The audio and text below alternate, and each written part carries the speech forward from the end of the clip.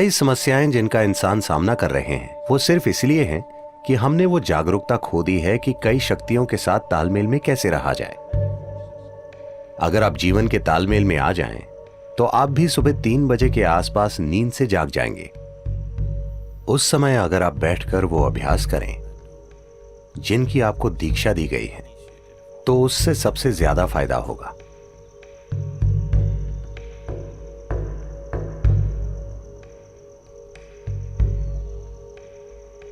जिस तरह से धरती घूम रही है और जो भी हो रहा है, उस वजह से एक बहुत बुनियादी बदलाव आता है सुबह 3:20 से सुबह 3:40 के बीच। इसे ब्रह्म मुहूर्त कहते हैं।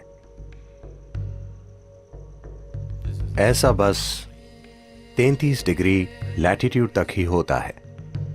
आपका सिस्टम, मनुष्य का सिस्टम एक विशेष तरीके से व्यवहार करता है। यह एक संभावना है। तो एक जागरूकता रही है इस संभावना का इस्तेमाल करने की।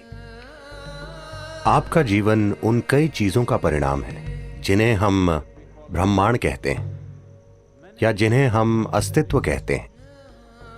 तो हम इस जबरदस्त घटना का परिणाम हैं जिसे हम सृष्टि कहते हैं। हम अपने आप में एक अलग जीवन नहीं है। तो जब आप तालमेल में होंगे तो कुछ चीजें होंगी। हमारे अमेरिका के टेनेसी में स्थित आश्रम में ऐसे झिंगूर पाए जाते हैं जो 17 सालों में सिर्फ एक बार जागते हैं। क्या आपने ऐसा कुछ देखा है? वो समझ जाते हैं कि 17 साल हो गए और वो जाग जाते हैं। फिर वो बच्चे पैदा करते हैं और सो जाते हैं।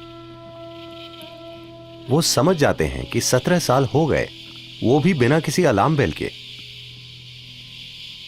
तो ये कैसे होता है? मैं कह रहा हूं कि वो प्रकृति के साथ तालमेल में है। हमने प्रकृति के साथ तालमेल खो दिया है और हमें लगता है कि यही हमारी प्रकृति है। नहीं, कई सारी बीमारियां और समस्याएं जिनका मनुष्य अनुभव कर रहे हैं, वो बस इसलिए हैं क्योंकि हमने वो जागरूकता खो दी है कि उन कई सारी शक्तियों के साथ तालमेल में कैसे रहा जाए जो हमें वो बनाती हैं जो हम हैं। तो योग वो तालमेल लाने के लिए है ताकि आप जीवन के साथ लय में हो। अगर आप जीवन के साथ लय में होंगे तो आप भी सुबह 3 बजे के थोड़ा बाद जागेंगे। अगर आप जागरूक हैं तो अचानक आपके अंदर जीवंतता की एक किरण जागेगी, और अगर आप गहरी नींद में भी हों तो भी जाग जाएंगे। आपके साथ ये होना चाहिए। इसका मतलब है आप उसके साथ तालमेल में हैं, आप जीवन के तालमेल में हैं। तो मुझे क्या करना चाहिए? क्या मुझे ध्यान करना चाहिए या क्रिया? इससे फर्क नहीं पड़ता कि आप क्या करते हैं। आपको वो प्रक्रिया करनी चाहिए जिसकी आपको दीक्षा दी गई है,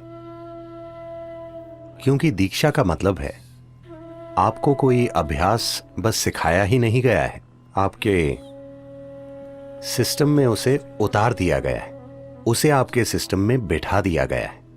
तो वो जो भी हो, अगर आप में एक जीवित बीज है और आप ब्रह्म मुहूर्त पर जागें और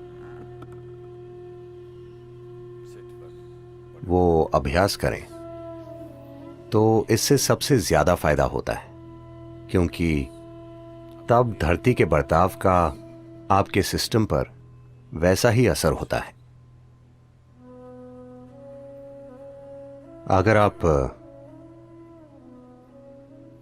एक विशेष तरह से जागरूक हो जाएं, आपके अंदर एक खास स्तर की जागरूकता आ जाए, तो आप बस जान जाएंगे You will simply know when the time is.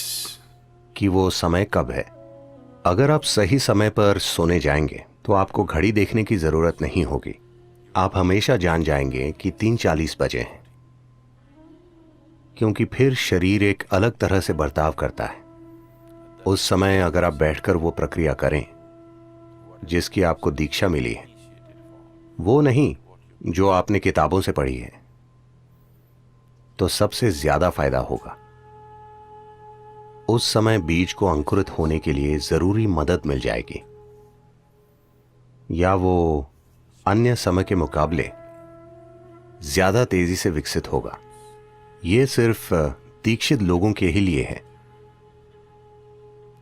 अगर आप दीक्षित नहीं हैं, आप किताब योगी हैं, तो 3:40, 6:40, 7:40 इससे कोई ज्यादा फर्क नहीं पड़ता। ऐसे लोगों के लिए संध्या काल ज्यादा महत्वपूर्ण होते हैं। संध्या मतलब सूरज के उगने से 20 मिनट पहले से 20 मिनट बाद तक,